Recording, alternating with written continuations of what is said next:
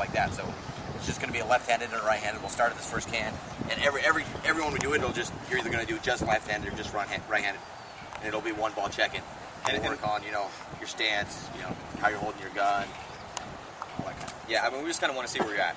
Another big thing too is that we're, you know, going to skip the super like basic stuff, but you know, one of the things that I find when we come to do a lot of clinics or start to train teams is that a lot of people are more concerned with how good they look in their stance and how cool their snapshot is than actually like the function of that particular movement, you know.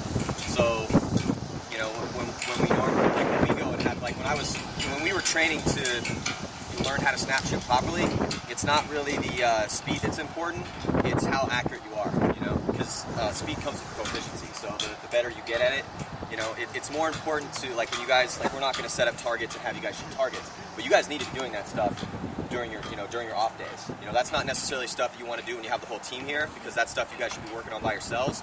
But when you do that, don't be like so fast that you're missing a target. The point is to go slow enough, hit that target, build that muscle memory up, because it takes like, you know, 100,000 repetitions of something before it actually becomes unconscious behavior. So that's kind of where you guys need to get that, but that needs to happen on your own time, not on your own team's time, you know. So, do you have any, like, what do you guys feel like you guys want to work on? Like, what do you feel is like your game is lacking the most? Okay. All right. You? Communication. Snapshot. Communication and aggressiveness. Yeah, that's a good one. We're going to do a drill today specifically designed to increase your aggressive tendencies. Yeah, I guess aggressive, but without dying, working together, you know, to close out games. Smart but aggressive. Yeah. Just communication. Communication and aggressive. Laning. Laning. That's a good one. Yeah, we're doing laning drill today too as well. Laning. Laning. Communication and laning and aggressive. All right, so I'm hearing a lot of communication and I got one more too. I'm expecting just amazing running and shooting skills out there right now. I expect all your snapshots to be right on, dead on every single time. All right, cool, man. Let's do it. I got one more. Yes. I noticed, you know, right off the beginning. Yes. On the breakout, a lot of times we get to our bunkers and we don't know what the kills. You know, if we kill somebody on the other side and they run off, I think we don't have the kill counts correct to start off with a lot of times. And that's honestly that's a problem for teams at the highest level. You know, Yeah. I mean, like Generally, what you have to do is, you know, there's always going to be a dead box, right? So for, let's say this particular field is in this corner. That guy, Whoever the farthest guy outside, it's kind of their job to watch the people walking off the field, you know, so you can, you know, call that G count or you know, whatever code it is that you guys use. You know, it's kind of that person to, you know, as we're playing paintball, to also be checking there, to, you know, while they're in the game, look over and be like, oh, we're calling G2, there's actually 4 dudes standing there, or we're calling G2 and there's 1 guy standing there, or, you know, whatever it is. But yeah, it's really easy to lose people. You know, if someone's shooting a lane, they got to make sure if they got a confirmed kill, that gets to everyone. It's, you know, the main thing about communication is it goes 2 ways, right? So you can say everything in the world, but no one may listen to you. And on the flip side, you can listen to everything and be like, oh yeah, I know that. But if you don't pass that on to your teammate, you know, so it's a twofold thing. You know, back players, they'll do a lot of talking, and front players will do a lot of listening. You know, and a lot of times, you know, the back players won't, you know, in the beginning, won't transition on to what they hear. You know, they're not going to pass it on. They're just going to say what they have to say. And a lot of times, front players are just going to be like, yeah, okay, I know what's going on, but not realize, hey, you know, I can help to pass this along to someone else. Or they see something go down and they don't say it because you know, as a front player, I know that I can still do it as I get focused into, okay, I'm doing this. I'm going to kill this guy. I'm going to kill this guy, and I'm going to go do this. You know, so you forget about what's going on around you. And as a back player, sometimes you're just, you know, you're trying to give so much information, you know, hey, this is what's going on over here, you know, you're good, you know, I got your wire in, and you're not really taking anything in, you know, it makes sense. So that's, you know, the communications, it's a real big thing is taking it in, but also passing it out, you know. And I mean, you know, the listening, is, like you said, is just as important as talking. But also, communication is, and having the kill count down is also a function of field awareness. You know, I mean, when you guys are out here going through game plans, or when you're at a tournament going through game plans, or any time you're playing, you know, you have to kind of have an understanding of the first couple like series of lanes, like who's going to be shooting at me, and if I'm not getting shot at from a specific angle, did we kill that guy already? You know, and a lot of times you can confirm that with just a, you know, maybe open your ears up. You know, all of a sudden it's like, well, I'm shooting at my mirror, but I don't notice a stream coming from the back center towards me, you know, from that spot. You know what I'm saying? So it's like, these are all the things you have to be processing in your brain at the same time. So, and that just comes with experience. You know, the more you put yourself in that position, all this is all experience, man. It's training your brain to function under high stress levels and do a bunch of unconscious movements, you know, exactly when they need to happen. High stress levels, yeah. That's good. Yeah, that's why we do this. All right, let's do this. Grab your guns. I think we're. How to grab my change. Yeah, Okay. we're still waiting on them to We're get still that waiting down on it? anyway, so we're kind of at the point where. Yeah, so I mean, basically, like the day is going to go like this.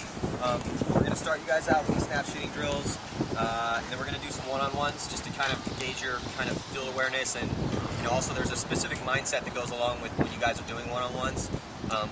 And we're not really going to spend a lot of time on any one particular drill. We're going to cycle through a bunch of drills today, so you guys can get as many as possible.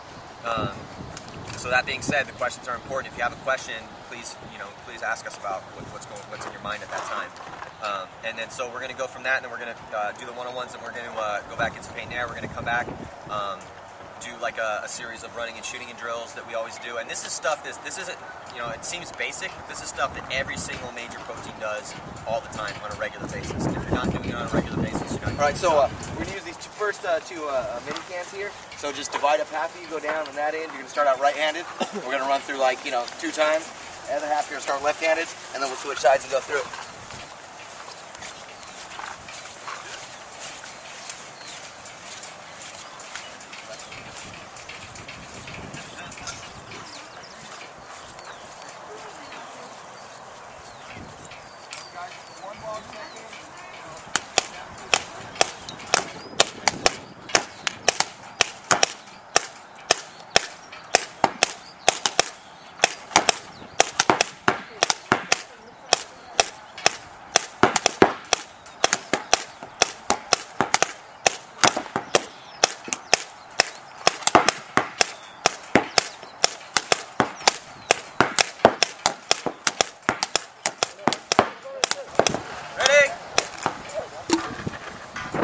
Go!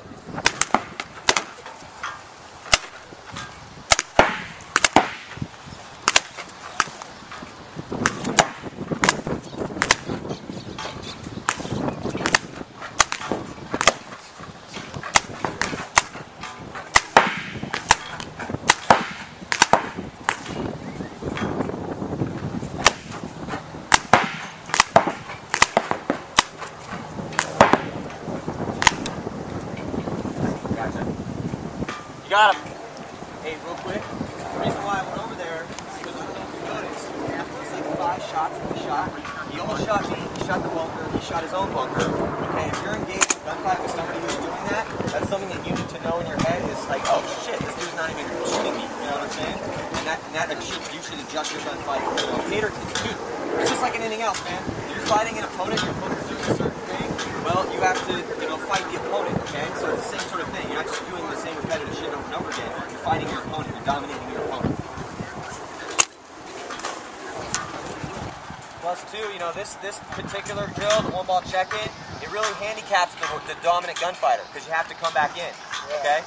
So, but that's good, though, because it makes you work on that particular snapshot. So that when you advance to the next set of the next drill that you're doing where it's, you're just gunfighting, okay? And you win that gunfight, now you've been practicing that snapshot so much that the shot's going to be right on.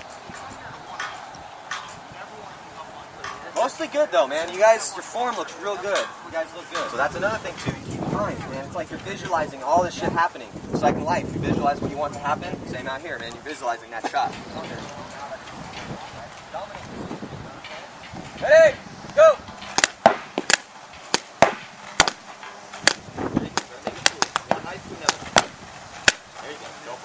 Yeah, you bounced them. Okay. Next. So that's you were going up, you did it, right? You came out, and went up. Then you got to really do that same thing going down. Snap, and then just as you're pulling it in, let it come down, come out, and then right back up.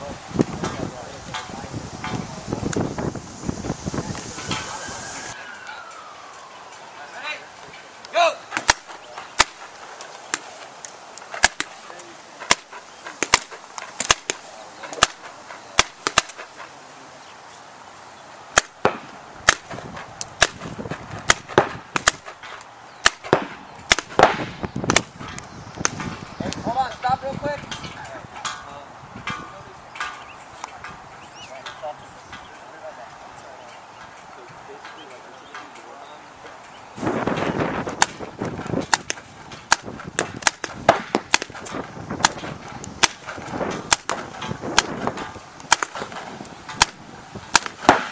There you go. Switch. Ready? Go!